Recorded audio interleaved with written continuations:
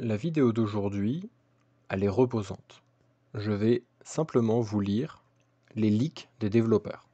Vous le savez peut-être, il y a un Discord du Awakening, le Discord officiel. Il y a aussi un Discord français, n'hésitez pas à y passer d'ailleurs. Tout est en description. Et sur ces Discord, sur ce Discord anglais spécifique, il y a les développeurs. Les développeurs qui parlent avec la communauté, qui répondent à leurs questions et qui parfois lâchent des petites infos sympas. J'avais commencé à les compiler, mais quelqu'un a fait le travail pour moi, je le remercie. Dans le Dune Awakening Community, on a tous les leaks des développeurs. 113 messages, 113 messages qui regroupent voilà, ce que disent les développeurs sur un sujet précis. Au détour d'une phrase, il leur arrive parfois voilà, d'exciter un petit peu la foule en leur jetant des petits morceaux de sucre. Et je vais simplement vous lire ces leaks. C'est la vidéo du jour. J'ai mis toutes les sources évidemment en description si vous voulez lire vous-même. Mais si jamais vous n'avez pas le temps, vous voulez une version audio, une version vidéo, et ben je vous lis ça tranquillement. Évidemment, c'était en anglais, mais je traduis. C'est pour ça la lecture va pas forcément être ultra fluide, mais globalement je vous traduis ce qui se raconte. Donc, commençons avec, je vous préviens, c'est le bordel, hein, parce que c'est vraiment des phrases au pif. Donc typiquement, on a Joël Bilos qui parle des pouvoirs de Mentat, le repérage Mentat, qui est une capacité dans le jeu, et qui dit « Cette capacité ne vous montre que les ennemis avec lesquels vous avez une ligne de vue directe. » Donc typiquement, le repérage Mentat, vous scannez, et après vous avez une espèce de vision de l'aigle sur les gens que vous avez vus, mais vous ne pouvez pas voir à travers les murs. En tout cas, vous ne pouvez pas détecter des ennemis que vous n'aviez pas vus. C'est pas non plus du Wallach. Un autre leak, je vous l'ai fait dans l'ordre. Donc là, on est sur 2024 encore. Tout est dans 2024, il me semble. Maintenant, si vous utilisez d'abord un scanner pour détecter les signes de vie, puis vous exécutez la capacité de Mentat, 3 petits points. Donc là, il devait être dans la même discussion. Donc, il est possible de faire des combos. Le scanner détecte les gens vivants, et derrière, capacité Mentat pour avoir leur localisation précise. Pourquoi pas, ça peut être intéressant. Un autre leak qui parle de tempête Coriolis. La tempête Coriolis à l'extérieur du mur de bouclier effacera vos bases, quels que soient les boucliers. On sait que ces tempêtes, ça sera toutes les semaines. Une fois par semaine, la map changera, la map extérieure. Il y a plusieurs, on va pas revenir sur les vidéos que j'ai déjà faites, il y aura la map de Dune Awakening est divisée en plusieurs zones, et notamment la zone qu'on appelle le désert, en fait, c'est une zone où il y aura PVP actif, et il y aura de temps en temps des tempêtes Coriolis qui vont changer la map et détruire toutes les constructions. Ça oblige les joueurs à toujours être sur leur garde. Ensuite, on a... Il existe un système, mais il n'est pas exactement lié au niveau, plus lié aux impôts ou aux taxes impériales. Donc ça doit être au niveau de la grandeur des bases. Il y a des zones non constructibles, oui, notamment dans les hubs, on ne peut pas construire. Do I have to build a base? Can I just be a poor? Est-ce que c'est obligé de fabriquer des bases? Vous pouvez ne pas fabriquer de base, mais vous trouverez probablement certaines choses très difficiles à fabriquer. Donc des établis spécialisés pour certains, notamment je pense aux véhicules, peut-être des armes de très haut niveau. J'ai l'impression de l'avoir déjà dit, mais sinon, un grand débat est sur le point de commencer. L'objectif de ce jeu n'est pas de piller et de détruire les bases des autres. Alors là, il fait référence au fait qu'il y a des zones de jeu PvE et des zones de jeu PvP. Et beaucoup de zones sont juste PvE, et ce sont les zones où on peut construire des bases qui ne sont pas destructibles. Parce que le but n'est pas de casser le château de sable des autres. Le but, c'est d'avoir du combat réglementé comme une vraie guerre d'assassins. En fait, dans Dune, le combat est extrêmement réglementé. Et dans Dune, il y a beaucoup de règles à l'art de la guerre, et on ne peut pas débarquer et nucléariser des gens. Voilà, c'est pareil. On pourra se taper dessus sur des zones spécifiques. Alors, beaucoup de vases. J'ai donné quelques conseils à l'équipe des accessoires 3D car nous avons tellement de vases sur une planète sans trop de végétation. Alors là, c'est vrai qu'il n'y a pas beaucoup de végétation sur Arrakis. Est-ce que c'est une bannière Atreide qu'on voit sur le mur? Oui, cela porte bien le cachet des Atreides. Donc ça c'est cool, ça veut dire qu'il y a des bannières avec les maisons. Est-ce que Est-ce qu'on pourra avoir des bannières où on pourra créer nos propres logos peut-être, je ne sais pas, pourquoi pas. Je ne sais pas à quel point je devrais être précis sans trop gâcher, mais si vous avez un combat de mêlée de base et que vous apprenez ensuite quelques mouvements avancés, vous pouvez créer un personnage assez solide, et la mêlée sera toujours votre seule option contre les ennemis protégés. Ok, ça c'est cool, des ennemis qui résistent, qui ont des boucliers, qui résistent aux armes à distance, etc. Pourquoi pas. J'ai vu quelqu'un qui a émis l'hypothèse que nous avions créé une chronologie alternative parce que nous pensons que nous savons mieux faire que Frank. En fait, c'est le contraire. Je préfère être très clair, nous ne pouvons pas réaliser 100% de l'histoire de Dune. Nous avons donc bifurqué pour éviter de ternir les éléments originaux. Comme si les interactions entre pistolet laser et bouclier étaient amusantes, mais nous ne pouvons pas laisser les joueurs avoir ça. Donc là, il fait référence au fait qu'il y aura des empêchements de... En termes de lore, je crois que si tu tires au laser sur un bouclier, tu provoques une explosion nucléaire. Donc c'est rigolo, mais ils vont éviter que les joueurs le fassent. Parce que ça nique le jeu, en fait, concrètement. Et oui, ça fait référence à leur chronologie alternative. Donc Paul Atreides n'existe pas. Les Atreides n'ont pas été massacrés sur Arrakis. Tout ça, c'est lié au fait que tu risques de saloper l'univers, en quelque sorte. Donc ils préfèrent être alternatifs. N'hésitez pas à donner votre avis en commentaire. Je pense que c'est une option qui se vaut et qui peut être sympathique. Tant que c'est bien fait, ça peut être sympathique. J'imagine que tout le monde aura un bouclier en fin de partie, mais les boucliers présentent également d'énormes inconvénients. Donc c'est un gros compromis de savoir quand les utiliser ou non.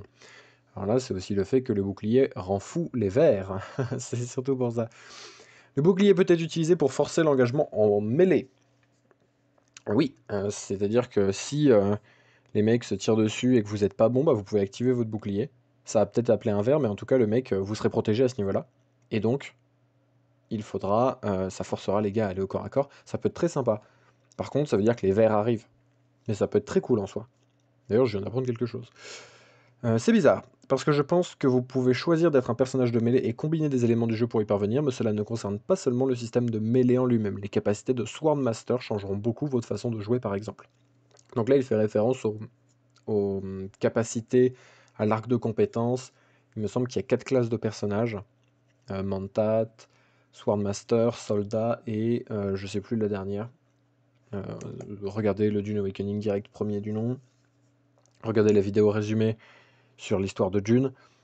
Je me souviens plus de la quatrième, mais globalement, on a plusieurs classes de personnages et ça va jouer donc sur le gameplay. Tu auras des capacités spéciales en tant que Swordmaster. Si vous gardez les boucliers de votre maison chargés, tout ira bien. Ouais, à mon avis, ça c'est par rapport au PVP. Nous privilégions le côté arcade à la sensation du véhicule. Flight Simulator est sur le point de faire la version simulator. Ok, donc là c'est pour la conduite des véhicules qui va être assez arcade. Voiture terrestre pour 4 personnes. C'est ainsi qu'Herbert a décrit les choses avec la Grand Car. Ok, c'est cool. C'est une info cool ça. Voiture terrestre 4 personnes, c'est sympa. Ma question c'est combien. La seule question que je veux poser c'est combien pour les véhicules aériens. Est-ce qu'on peut faire des vertiptères avec 10 personnes? Je sais plus dans le lore combien on peut en monter. Non, on peut mettre quelques personnes dans un hélicoptère, on peut en mettre 7. Il me semble que dans le lore on peut en mettre jusque 7 ou 8, hein, sans trop de soucis. Mais qui sait. En fait j'ai envie de faire des putains de débarquements avec des ornithoptères, pardon. Vertiptères, je joue trop à Fallout. Je veux faire des débarquements à l'ornithoptère, le truc se pose, t'as 10 mecs qui sortent, tu tues tout le monde, stylé. Je vais vous dire deux choses à propos des sandbikes, donc les motos des sables. Ils ne démarrent pas vite, mais avec des mises à niveau. Ok, donc ils ne démarrent pas très vite, mais tu peux les améliorer pour qu'ils démarrent plus vite. Ok, ils ne peuvent jamais distancer un verre. Oui, ça c'est quelque chose qu'il faut retenir. Aucun véhicule ne peut distancer un verre. Voilà. Le laser est une aide à la visée. Je ne pense pas que ce soit un test d'acuité visuelle. J'ai pas compris. Comme pour les raids de base hors ligne, gardez vos boucliers en place, tout ira bien, sauf si vous êtes quelque part, les tempêtes de sable peuvent avoir un impact sur les boucliers. Évidemment. Évidemment, d'ailleurs, il y aura de la construction de bases dans le désert, simplement ce seront des bases temporaires, et ces bases-là pourront être attaquées par les joueurs. Mais les bases main, les grosses bases de guild, seront en sécurité dans la zone PvE normalement. Alors, pouvons-nous piloter les gros navires, comme celui qui survole le personnage en train de se faufiler? Joël répond non. Et je suis très triste. C'est très dommage. J'aurais aimé jouer à Star Citizen dans Dune Awakening avec des putains de vaisseaux énormes. Lasercat. Je viens de réaliser que les développeurs sont en discussion pendant que vous êtes ici. Savez-vous si vous prévoyez ou espérez ajouter l'équitation des vers des sables à un moment donné dans le futur? Joël Bilos répond oui, on veut. Alors à la base, ils disaient ouais, on va le faire. Ensuite, ils ont dit on va pas le faire à la sortie du jeu parce qu'on n'a pas le temps. Et oui, en fait, ça viendra à un moment donné. Ils veulent le faire, c'est sûr. Et ça peut être trop stylé. Je rappelle que la quête du jeu, c'est de trouver les Fremen. Donc potentiellement, d'apprendre leurs us et coutumes et d'apprendre donc à chevaucher le ver. Pourquoi pas dans une extension? Pourquoi pas? La suite de l'histoire en quelque sorte. Pour la plupart, nous vous laisserons utiliser l'armure que portent les PNJ. Ça c'est cool, ça veut dire qu'on a plein... Alors ça c'est génial. Parce que ça veut dire que tout ce qu'on a vu dans le jeu aujourd'hui, on pourra le porter. Y compris les tenues de Sardaukar trop stylées, y compris les diverses tenues. Enfin, ça c'est sympa. Je pense que notre plus grand changement de tradition est simplement qu'il draine de l'énergie. Vous ne pouvez pas utiliser les boucliers à l'infini. C'est un élément de gameplay nécessaire. Donc, ok, on peut pas utiliser les boucliers à l'infini, ça se comprend. Va-t-on vomir si on mange beaucoup de plantes par rapport à l'hydratation? Oui. Ok. Rakunovar. MDR, je me remets pas trop... Attends, je ne remets même pas en question le fait de manger trop de sang. Joël répond, oh ça a ses inconvénients. Et évidemment, quand on boit trop de sang parce qu'il faut s'hydrater, ça peut avoir des conséquences. Rien ne peut survivre à une tempête de Coriolis. En effet, je crois qu'on meurt en 20 secondes. Ils avaient dit ça, les développeurs, dans une vidéo. Enfin, dans un leak, je sais plus. Je dirais simplement que oui, les véhicules fonctionnent au carburant. Oui, il y aura des mécaniques du carburant. Très intéressant. Avec du pétrole qu'on pourra acheter. Très bien. Nous devrions pouvoir renoncer aux impôts et faire face aux conséquences auxquelles nous pourrions être confrontés. Oh, tu peux, mais ensuite tu danseras avec les Sardaukar. Ça peut être très cool. Tu payes pas les impôts par rapport aux bases, par rapport à l'établissement, les piquets impériaux. Et t'as des Sardaukar qui viennent te casser la gueule. Ça peut être très sympa. Franchement, ça peut être très sympa. J'apprécie cette idée en tout cas. Pouvez-vous dire à quel point les vers sont agroalimentaires? Par exemple, est-ce qui... Ah oui, ok. À quel point les vers sont agro par les joueurs en fait. Est-ce que si vous marchez juste quelques pas, ils viennent? Est-ce que si vous avez un bouclier, ils viennent? Est-ce qu'ils sont plus détendus? Qu'est-ce qui se passe? Oui, les vers sont agressifs, et si vous portez votre technologie Holtzman, ils sont en colère. Ok. Donc les boucliers, on évite. Nous avons confirmé la personnalisation du véhicule dans l'un de nos articles. Oui. Manger ne fera pas partie des mécanismes de survie, seulement la déshydratation et l'insolation, et le ver des sables, et les tempêtes, et Arrakis. En fait, tout veut vous tuer. Ok. Il y a des capacités de véhicules.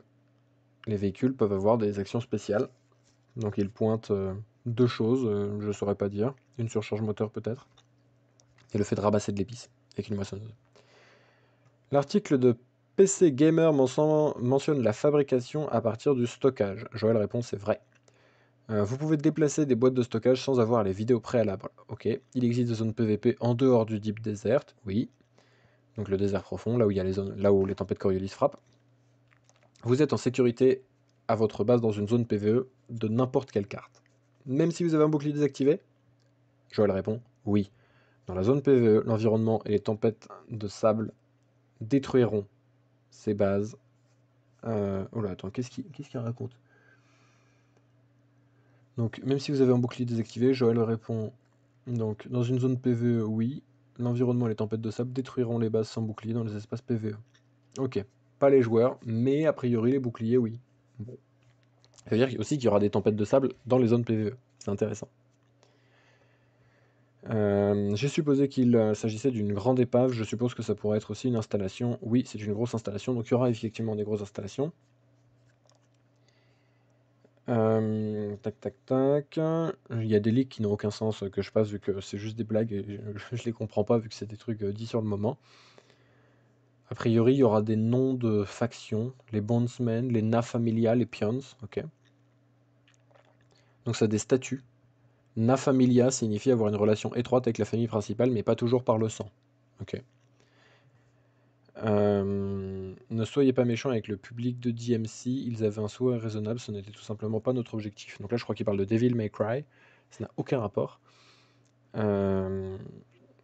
Tac, tac, tac. Et ils disent que le jeu Dune Awakening s'éloigne de Devil May Cry.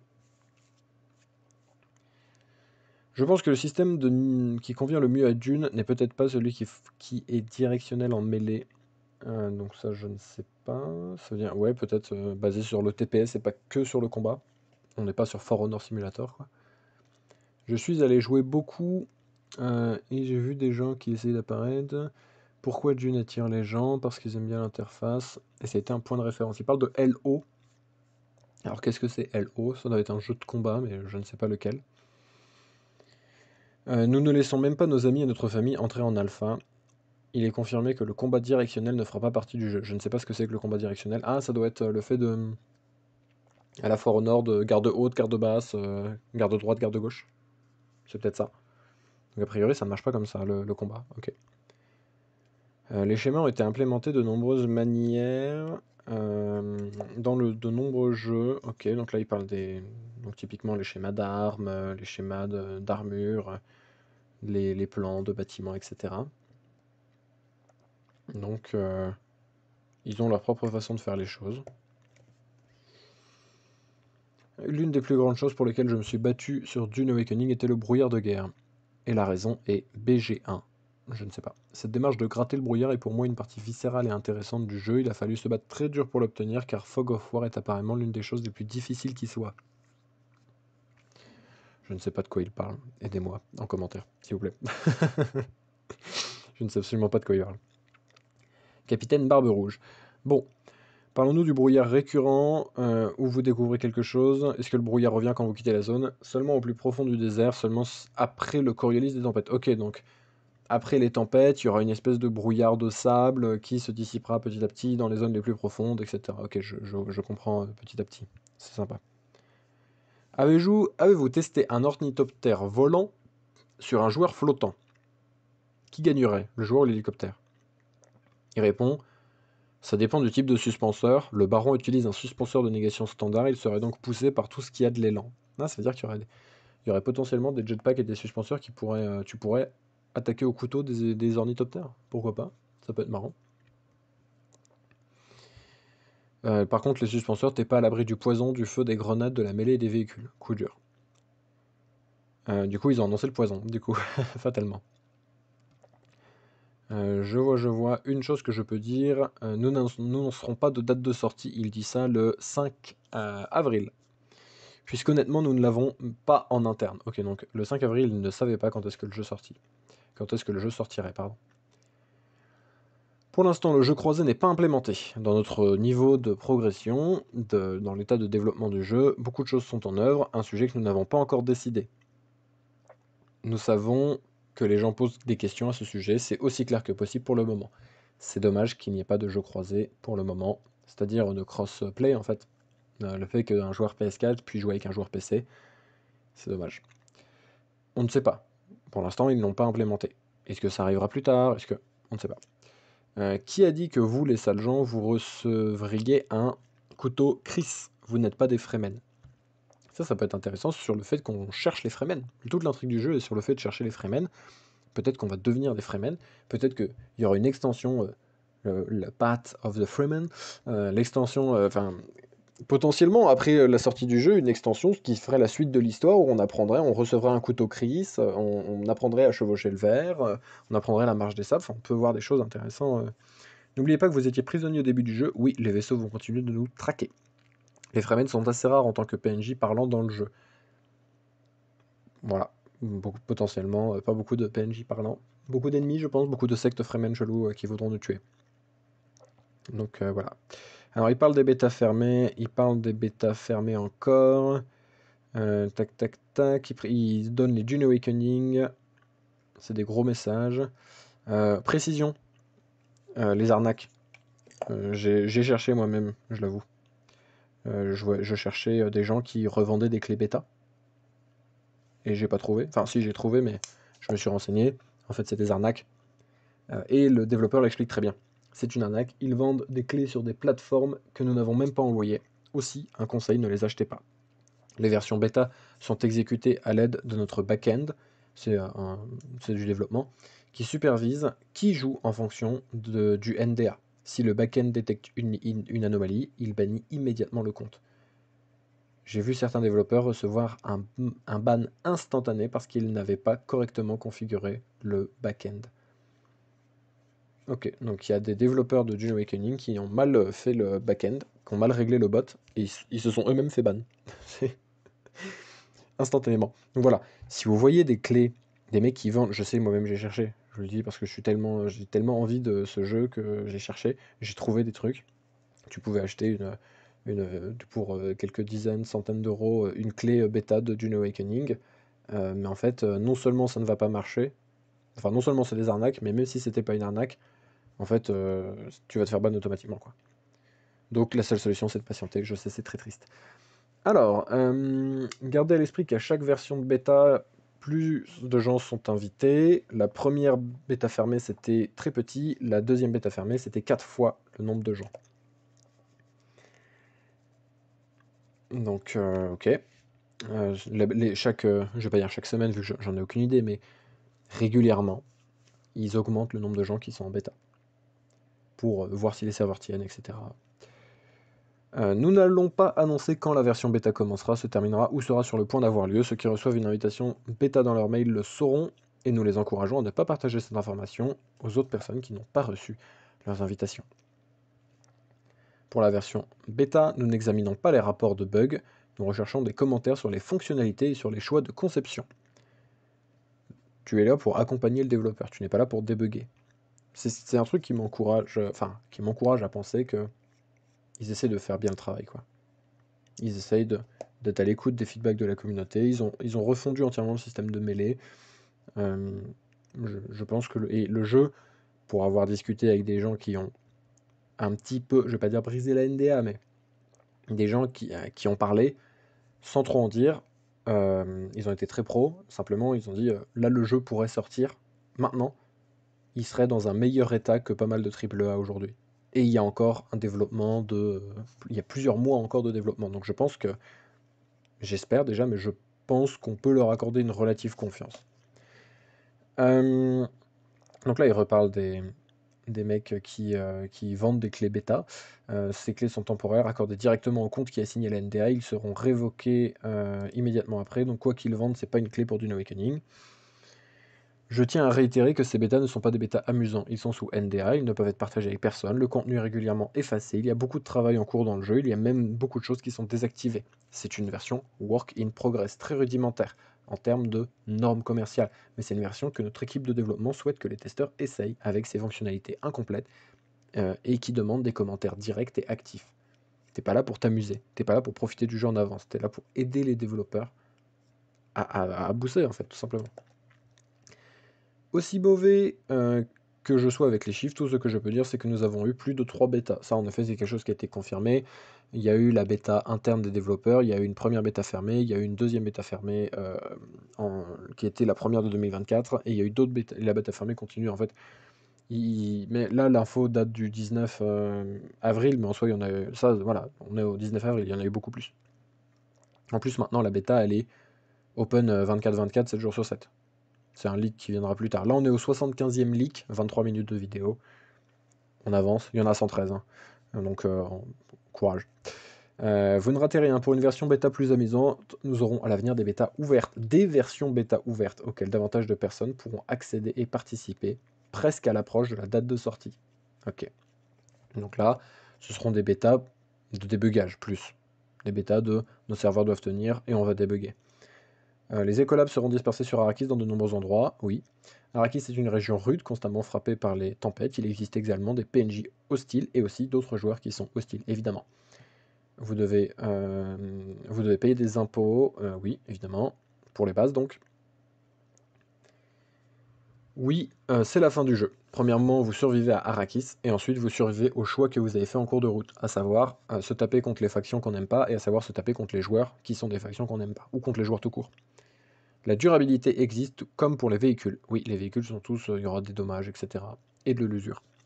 Je peux confirmer que DA, dans sa version actuelle, qui n'est pas optimisée, fonctionne en 4K Ultra 60 FPS pour moi. Alors, là c'est un débat.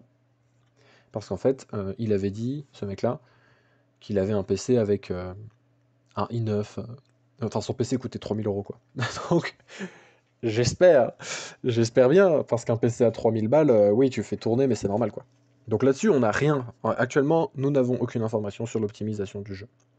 Ils ont l'air de dire qu'ils veulent optimiser le jeu. Ils ont l'air de dire que c'est pas trop mal, c'est-à-dire que Star Citizen ne fait pas du 4K 60 FPS avec la config qu'il a. Mais nous n'avons pas d'informations précises. On n'a pas de configuration minimale, on n'a pas de configuration recommandée pour le moment. Oui, les vers des sables adorent grignoter des véhicules, je le confirme. Cool. Oui, vous devrez payer des taxes pour votre base. Si vous ne payez pas, le Sardaukar viendra purger votre présence de la carte. Est-ce qu'on peut vaincre les Sardaukar qui nous attaquent? Il faudra tester et leur mettre la fessée qu'ils méritent.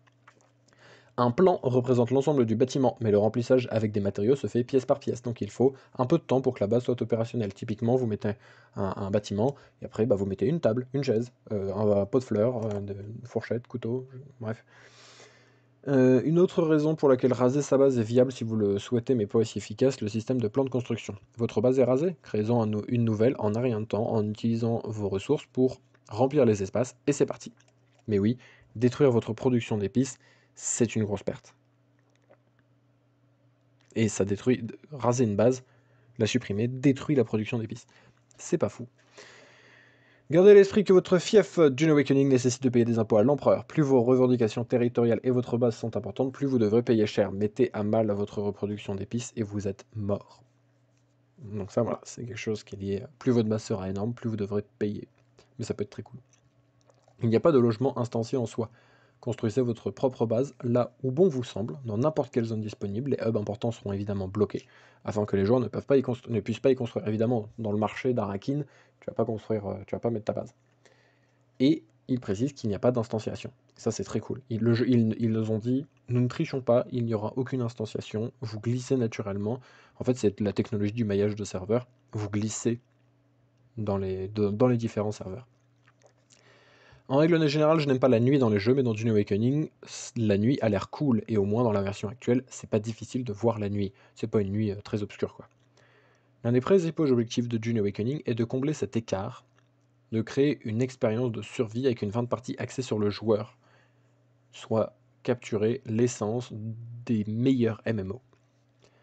Il existe également des déplacements rapides tels que la téléportation, ainsi que des possibilités de voyager rapidement en utilisant des véhicules. Nous avons des effets de sang au combat. Alors des effets de sang au combat, je ne sais pas. Je sais pas ce que ça veut dire.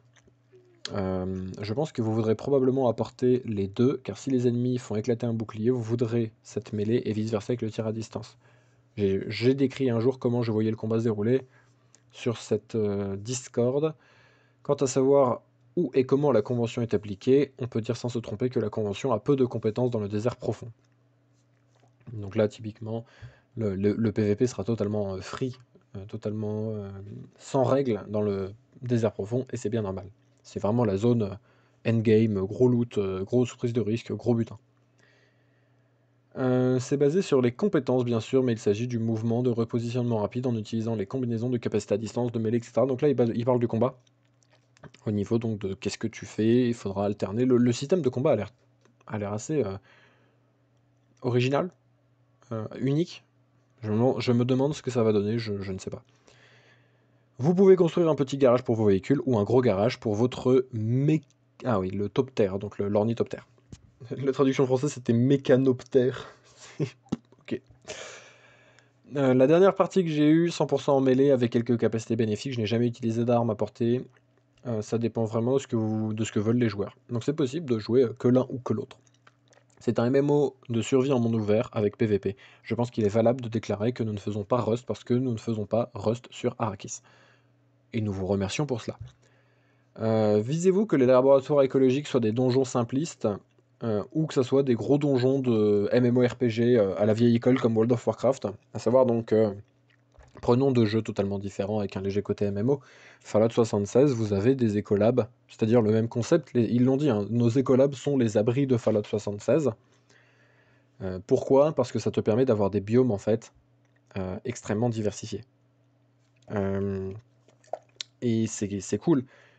Parce que sur Arrakis, normalement, il n'y a pas de neige. Tu vois, enfin, il y en a au pôle, mais globalement, normalement, il n'y en a pas, quoi. Vous avez la jungle. Vous avez l'océan. Vous avez... L'écolab te permet d'avoir une structure écologiste avec un biome totalement pour casser la monotonie, en fait, du désert. Et donc, est-ce que ça sera des petits donjons comme dans Fallout 76, les opérations, des trucs qui font 20 minutes, ou est-ce que ça sera les donjons de World of Warcraft, qui sont des donjons qui prennent une soirée? Il y a des donjons dans World of Warcraft, c'est une institution dans le monde de WoW. Les premiers qui finissent le donjon, c'est l'équipe championne du monde.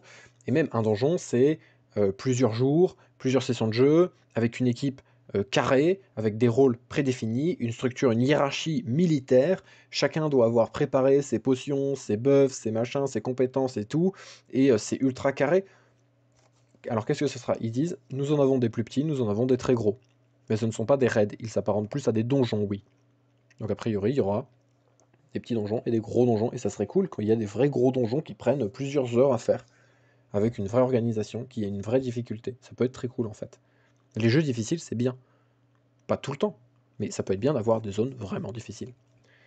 Je vais pas mentir, il y a une certaine satisfaction d'être au sommet d'une formation rocheuse, de regarder quelqu'un d'autre de loin avec ses jumelles, se faire manger par un ver. Ok mec, t'es un psychopathe. De toute façon, je ne sais pas si vous avez compris la question de l'espionnage ou du facing. Nous proposons également un jeu passable. Si quelqu'un veut espionner une base ennemie, rien ne les en empêche. Placez-vous sur une formation cachée, prenez vos jumelles et observez-les. Ok, ça peut être cool. Surtout si on infiltre les Discord et les teams. Le mec qui part trop loin. Bien que j'ai trouvé sur une autre... bien que j'ai trouvé une autre base de développement cette semaine et que la porte était grande ouverte, j'y suis entré et j'ai volé leur eau, ils étaient super fous. Ah, ça peut être marrant ça, tu peux rentrer dans une base, voler leur flotte, et du coup avec la déshydratation, les mecs deviennent complètement dingues. Ça c'est une mécanique de fou, c'est trop drôle. C'est du passif-agressif à la Watch Dogs. Ouais, ça peut être trop sympa. On peut même créer des escouades furtives qui viennent juste siphonner ton eau sans tirer un seul coup de feu et la base s'autodétruit tout seul. Ça peut même être cool en termes de roleplay de former des escouades spécialistes de ça, parce que t'évites de tirer, du coup t'évites de gaspiller des munitions, t'évites un tas de choses. Ah, pourquoi pas. Faut voir à quel point ils implémentent cette mécanique. Ça peut être très cool. Tac, tac, tac. Vous pouvez tout à fait construire dans le désert profond. Le désert profond est énorme. Le désert profond, c'est 9 fois la map de Conan, je crois. Je crois qu'ils avaient dit, je sais, faudrait que je reconfirme, mais le désert profond sera vraiment immense. Donc il y aura des avant-postes, et de toute façon, avec les problèmes de carburant, je pense qu'ils vont forcer l'interaction par la taille. C'est-à-dire que si tu as un gisement d'épices, très cool, mais ton réservoir de carburant il fait 30 litres. Pour aller au gisement d'épices, tu as besoin de 60 litres de carburant. Bah, qu'est-ce que ça veut dire? Ça veut dire que tu fais un premier trajet, tu arrives à une base, tu pompes, deuxième trajet, tu arrives à une autre base, tu remplis ton réservoir, et hop, tu arrives au point d'épices, tu récoltes, et tac tac tac. Et en fait, ça peut être très cool de jouer sur le carburant pour forcer à créer des petites bases. Des bases pour ravitailler, quoi. Et derrière, les mecs peuvent attaquer les bases pour prendre ton épice une fois que tu l'as récolté. Ne construisez pas sur du sable, le ver pourrait venir, et comme a dit Joël, le ver viendra toujours. Oui.